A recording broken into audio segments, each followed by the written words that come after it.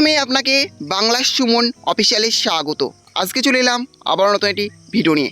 কৃষক বন্ধুদের জন্য খুশির খবর, কৃষক বন্ধুদের টাকা দেওয়ার জন্য 293 কোটি টাকা বরাদ্দ করলো রাজ্য সরকার। হ্যাঁ, চলুন আজকের ভিডিও দেখে নেওয়া যে এই 293 কোটি টাকা কোন কোন কৃষক হবে সেটা আজকে ভিডিও দেখাবো। তার জন্য ভিডিওটি একটু স্কিপ না করে শেষ পর্যন্ত দেখতে থাকুন। আর অবশ্যই আপনি চ্যানেলে নতুন হয়ে থাকেন তাহলে চ্যানেলটি সাবস্ক্রাইব করে পাশে থাকবেন। প্রাকৃতিক দুর্যোগের কারণে যাদের ফসলের ক্ষতি হয়েছে, রাজ্যের এমন 2,10,000 কৃষককে 293 কোটি টাকা অর্থ সাহায্য করলো মুখ্যমন্ত্রী মমতা বন্দ্যোপাধ্যায় সরকার। বুধবার এক্স হ্যান্ডেল বার্তায় মুখ্যমন্ত্রী জানিয়েছেন, বাংলা শস্য বীমা প্রকল্পে ক্ষতিগ্রস্ত চাষিদের ব্যাংক অ্যাকাউন্টে সরাসরি ওই টাকা পাঠানো হয়েছে।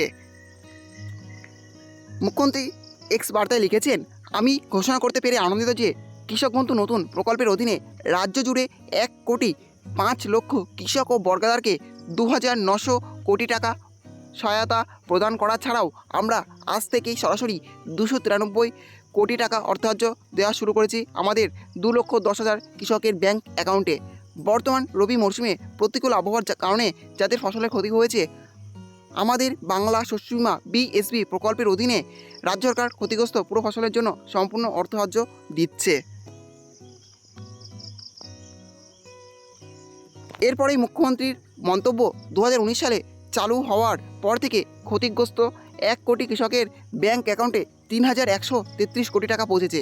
জয় বাংলা। প্রসঙ্গত, গত ডিসেম্বরে অতিবৃষ্টি, বন্যাসহ প্রাকৃতিক দুর্যোগে ক্ষতিগ্রস্ত কৃষকদের বাংলা শস্য বীমা প্রকল্পের ক্ষতিপূরণের কথা ঘোষণা করে মুখ্যমন্ত্রী তাদের দুয়ারে সরকারে শিবির দরখাস্ত করার বার্তা দিয়েছিলেন।